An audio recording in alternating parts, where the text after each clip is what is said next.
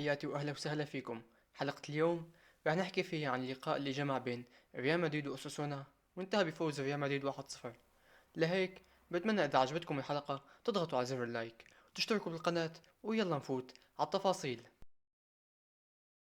بدأ ريال مدريد موسمه بقيادة المدرب الجديد شابي ألونسو وسط تطلعات جماهيرية هائلة.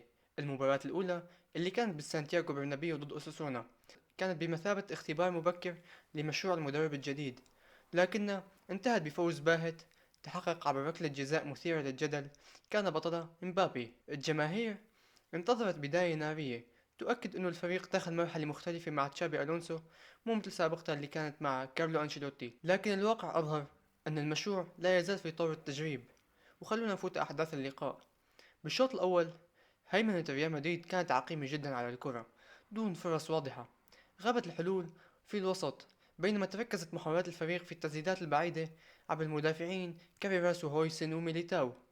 فينيسيوس اللي بدأ انه معزول ومنشغل بالضغط أكثر من الاختراق، وكان أحيانا يقوم بحلول فردية زايدة عن حدها بدل من اللعب الجماعي مع كاريراس، وهذا الشيء اتكرر أكثر من لقطة وشفناه عم يحاول يعمل شيء فردي بينما بيكون كاريراس متاح لإله. بالإضافة شفنا كيليان إمبابي عم يتحرك كتير على الأطراف بدون سند هجومي حقيقي، وصار ينزل كتير للخط الوسط من أجل طلب الكرة وبناء اللعب، وهذا الشيء كان عم يشكل عائق مع ريال مدريد، لأنه ما عم يضل في مهاجم ضمن منطقة الجزاء أو لاعب ي- يحاول يعمل أي شيء في حال صار في تسديدة وارتدت الكرة من الحارس. نزول إمبابي على خط الوسط هذا الشيء عم يدل إنه في مشكلة بريال مدريد، واللي يبدو إنه هي مستمرة من الموسم الماضي عندما غاب توني كروس، وحاليا راح تكون مستمرة مع غياب مودريتش وبيلينغهام للشهرين القادمين. وهذا اللي شفناه إنه ريال مدريد عم يفتقد للاعب خط الوسط المبدع، واغلب اغلب اللاعبين هي اللي عم تذهب باتجاه خط الوسط،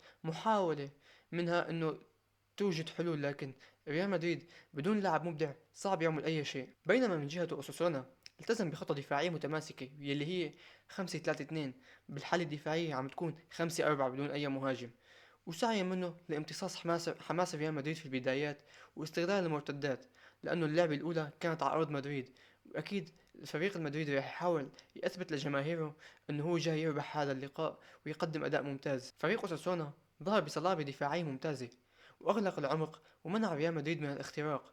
هذه المنظومة قدمت خدمة ممتازة للفريق لأنه أظهرت نتيجتها فورا، مثل ما شفنا أنه أحد أهم نتائجها هي آه، إجبار إمبابي على التراجع للخلف وإبقاء منطقة الجزاء فارغة من المهاجمين، وهذا الشيء اللي بحث عنه أوساسونا وحققه بشكل حقيقي فعلا. إذا ذهبنا للشوط الثاني بنشوف إنه ما تغير شيء كبير بالشوط الثاني، بقي نفس المستوى، لكن بالدقيقة مع وصول دقيقة 51 حصل مبابي على ركلة جزاء مثيرة للجدل بعد تدخل إخوان بروز، لكنها من وجهة نظري تبدو صحيحة، لأنه حدث تلامس بسيط مع قدم مبابي، ويلي أخذ الكرة وسجلها وترجمها ليسجل أول أهدافه هذا الموسم ويفتتح السجل التهديفي لريال مدريد هذا الموسم. بعد هدف مدريد شفنا أوساسونا عم يحاول يندفع ويتقدم للأمام، وكاد بوديمير يدرك التعادل بدقيقة 85، وشفنا ريال مدريد عم يأجري التغييرات، دخول كارفاخال اللي عائد من إصابة طويلة وهي الرباط الصليبي، بالإضافة دخول ماستانتونو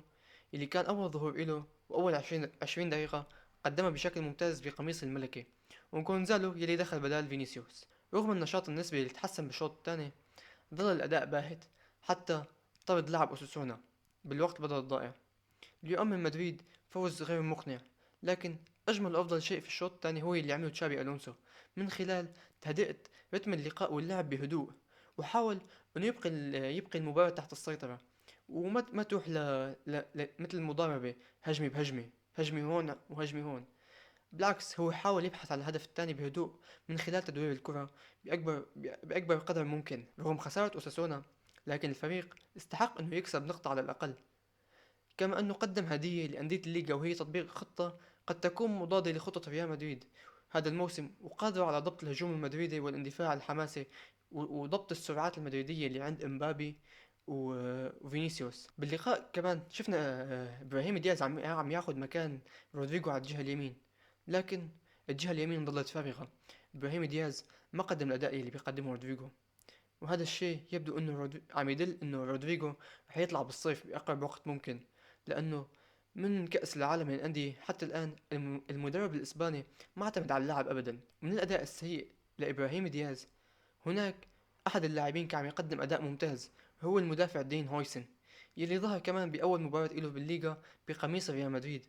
المدافع الشاب قدم أداء رفيع المستوى، وكأنه عم يلعب مع الفريق من عدة سنوات. تميز بالتدخل الاستباقي وتوقع حركة الكرة، ويغطي على المساحات المتواجدة بجانبه وأكبر قدر ممكن منها. بالإضافة اللعب السريع بعد قطع الكرة، كما أنه شفنا اللاعب عم يساهم بشكل جيد باللعب الهجومي من خلال المحاولات والتسديدات اللي قام فيها. هذا اللاعب عم يعطي بوادر وإشارات إيجابية ممتازة، ويبدو أننا سنكون على موعد في السنوات القادمة مع مدافع من الطراز العالمي مثل راموس اللي كان قائد ريال مدريد. اللقاء بالتأكيد حمل إيجابيات لريال مدريد، وهي امبابي هو اللي عمل الفارق الفردي، حيث انه اللاعب اخذ ركلة جزاء وسجلها، وكان مصدر الخطر الدائم على خطوط اساسونا. كما انه شفنا الفريق المدريدي عم يحقق صلابة دفاعية ممتازة، هاي المباراة استقبل فيها فرص قليلة جدا، وتحسن في الصراعات الثنائية.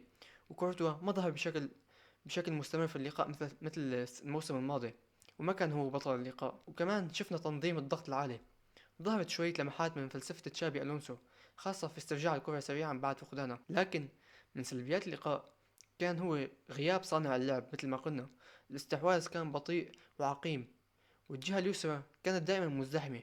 فينيسيوس عم يكون متواجد دائما هو وكاميراس، وأحيانا آه، إمبابي عم يروح على هذيك الجهة. وبعض الأحيان شفنا لقطة عم تجمع بين كاميراس وفينيسيوس وفالفيردي وإمبابي، وهذا الشيء غير منطقي، ما عم يكون في توازن بين الجهتين. واحد السلبيات أيضا هي ضعف الفاعلية أمام المرمى. الاستحواذ لم يترجم إلى فرص حقيقية، واعتمد الفريق فقط على ركلة جزاء لحسم اللقاء، وهذا شيء غير صحيح في مدريد. يجب أنه يتحسن هذا الشيء تدريجيا ضمن الموسم. لكن بخلاصة كلامنا فينا نقول أنه فوز ريال مدريد على أساسونا كان أشبه بواجب منزلي أنجز في آخر لحظة. 3 نقاط مهمة لبداية موسم، لكن بلا إقناع أو شخصية البطل، وهذا الشيء في مثل هذه المواجهات هو أمر إيجابي. خذ الهدف و3 نقاط وروح على البيت. مشروع تشابي ألونسو بيحتاج وقت لبناء هوية هجومية متماسكة، خصوصا في التوازن بين مبابي وفينيسيوس على الجهة اليسرى، وابتكار حلول وسط الملعب، وإيجاد لاعب قادر على ابتكار هذه الفرص، وتعويض جهة اليمين في حال تم بيع رودريجو. هذا أمر أساسي ومهم جدا، ويجب على إدارة ريال مدريد والمدرب إيجاد حل جذري لهذا الأمر. ريال مدريد كسب النتيجة وخسر الصورة، وهذا شيء عادي ومتوقع، لأنه نحن بداية موسم ومدرب جديد، وإمبابي وحده لا يكفي. ويجب على الجماهير المدريدية أنه تتفهم أنه مشروع ألونسو يحتاج إلى وقت من أجل ترجمته إلى أرض الواقع، ويتحول إلى منظومة هجومية جماعية بقيادة فينيسيوس وإمبابي، وإلا فإن الفريق قد يعاني أمام منافسين أكثر شراسة من أساسونا. لهيك خلونا نصبر على ريال مدريد وننتظر شو ممكن يحصل تقدم بعد شهر أو شهرين. يا ترى رح يضل بنفس المستوى ونفس المعاناة أمام جميع الفرق، أم رح يكون منافس حقيقي وغير متوقع، ويعود إلى شخصية البطل الحقيقية يلي كنا نشوفها مع جوزيه مورينيو أو زين الدين زيدان أو حتى كارلو أنشيلوتي، باستثناء الموسم الفائت. وحاليا نوصل لنهاية حلقتنا. بتمنى تشاركونا آرائكم بالتعليقات، وتضغطوا على زر اللايك، وتشتركوا بالقناة، وتفعلوا جرس التنبيهات، وتشاركوا الحلقة عند أصدقائكم، وتضلوا بخير، والسلام عليكم.